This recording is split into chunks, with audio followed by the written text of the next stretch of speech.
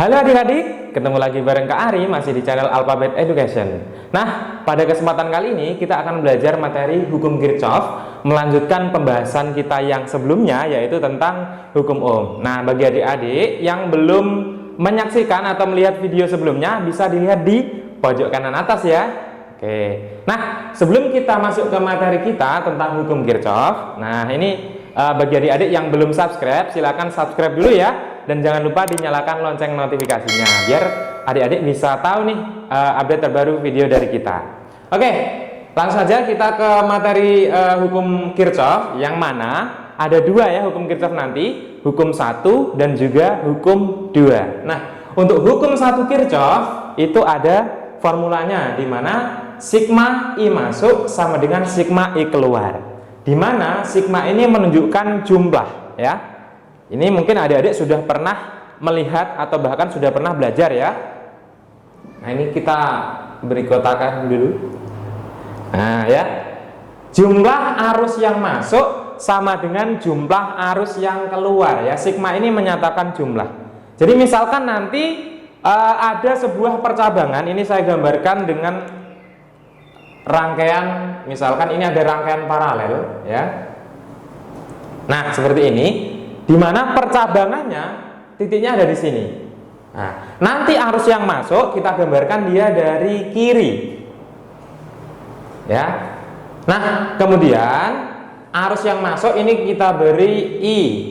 Misalkan I1 gitu ya. Kemudian arus yang keluar dari percabangan nanti bisa kita beri simbol I2, I3 sama I4.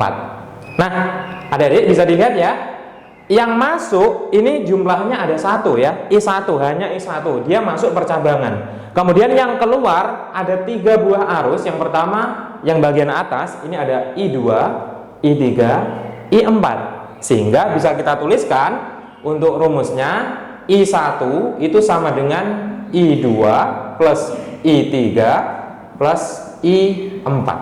Nah, ini karena ada 3 percabangan. Misal nanti yang arus masuknya nggak cuma satu ya, misalkan ada 2, berarti nanti yang masuk yang sebelah kiri itu nanti ada tambahannya lagi. Nah gitu, bisa dipahami ya, ini gampang, rumusnya gampang sekali.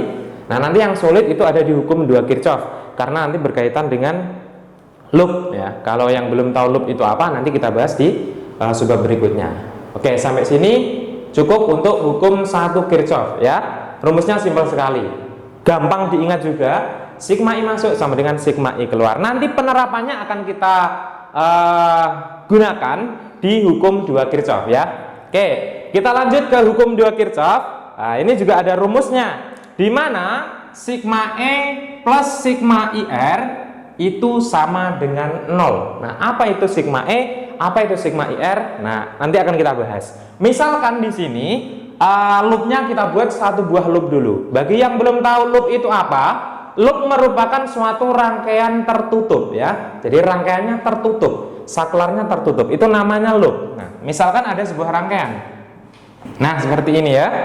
Nah, ini dia tertutup. Misalkan, misalkan kita beri suatu sumber tegangan lagi yang arahnya seperti ini, di mana ini kita beri simbol V1 atau E1 boleh nanti ya. Ini ada V2, ini berarti R1, R2, R3. Nah, tentunya karena ini ada satu rangkaian yang mana nanti arus yang mengalir di sini hanya satu ya. Jadi tidak ada I1, I2, I3 karena arusnya sama, ini rangkaian seri. Gitu ya, bisa dipahami ya. Nah, sekarang kita kembali ke rumus. Apa itu sigma E?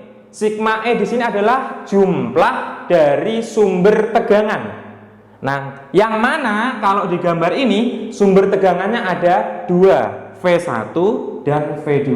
Apakah nanti harus dijumlah atau dikurangi? Nanti kita lihat dulu ya. Nanti ada caranya. Kemudian sigma IR. Nah, sigma IR di sini R menunjukkan hambatan ya, ada R1, R2, R3. Sedangkan I nanti arus yang mengalir di sini, yang mana arahnya nanti bebas kita tentukan kemana. Oke ya. Oke. Langkah pertama, kalau kita menjumpai soal seperti ini ya, kita tentukan dulu arah loopnya, ya, arah rangkaiannya. Ini bebas, boleh berlawanan arah jarum jam atau boleh searah jarum jam, bebas. Jadi tidak salah, mau diambil yang searah boleh, yang berlawanan juga boleh. Nah, kebetulan saya suka yang searah jarum jam nih. Ini saya buat arah loopnya searah jarum jam. Ya, ini arah loop. Ya, LOOP ya, bukan LUP. Kemudian kita tentukan arah arusnya, ya, yang mana arah arusnya nanti tergantung dari sumber tegangan. Nah, biar gampang seperti ini, kita misalkan di sini R1-nya sama dengan 1 ohm, R2-nya 2 ohm gitu ya, biar gampang. R3-nya 3 ohm seperti itu. Kemudian V1-nya di sini misalkan 12 volt seperti itu. Kemudian V2-nya misalkan kita beri 6 volt ya. Jadi V1-nya 12 volt, V2-nya 6 volt. Langkah pertama tadi sudah jelas ya. Kita menentukan arah loopnya dulu. Langkah pertama, tentukan arah loop yang mana arahnya bebas. Kemudian yang kedua, kita tentukan arah arusnya. Nah, arah arus itu keluar dari kutub positif ya. Arahnya keluar dari kutub positif menuju kutub negatif. Kita lihat yang V1 dulu. Karena yang positif ini yang atas, maka arah loopnya nanti akan ke atas terus ke kanan ya. Bisa dipahami ya? Lalu untuk yang V2, karena yang positif juga di atas, maka dia akan ke atas terus ke kiri. Terus timbul pertanyaan, loh Mas, kalau yang satu ke kanan, yang satu ke kiri, berarti nanti arah arusnya kemana kan gitu ya?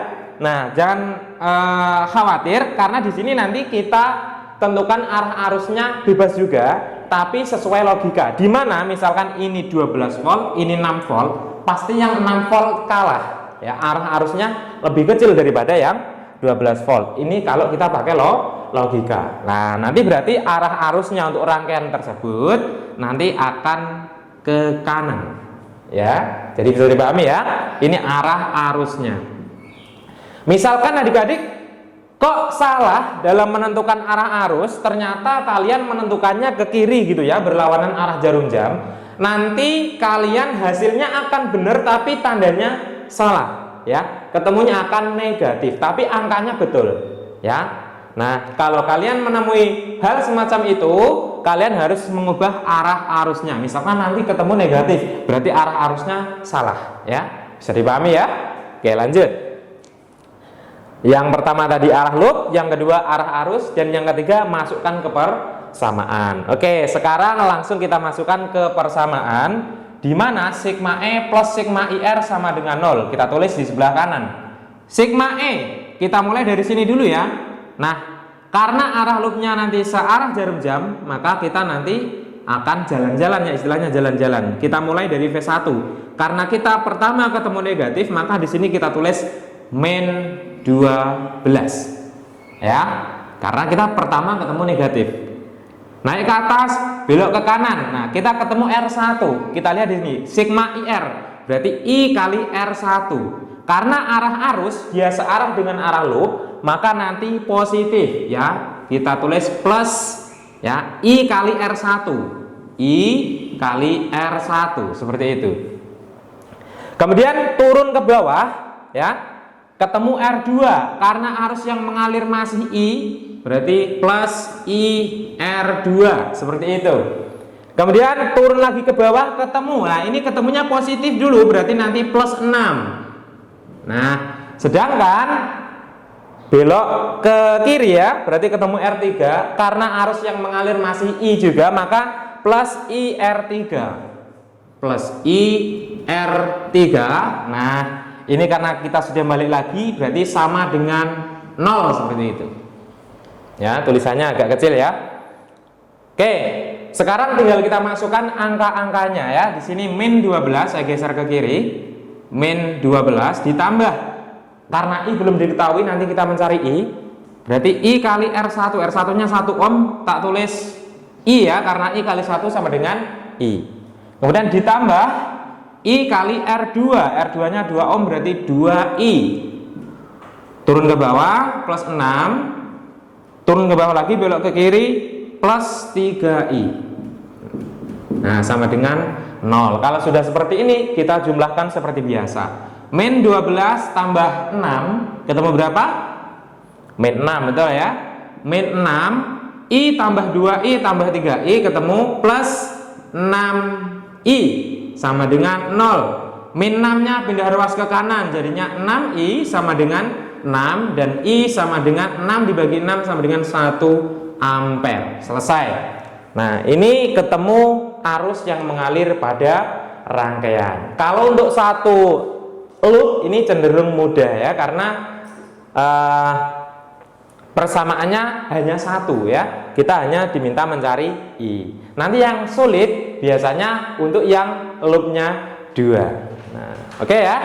Sekarang kita beri contoh yang loopnya 2. Oke, untuk contoh yang 2 loop akan kita bahas di video part 2 ya, biar durasinya tidak terlalu lama. Nah, untuk video part 2-nya kalian bisa klik di link pojok kanan atas ya. Nanti kita akan ketemu lagi di part 2. Bye bye.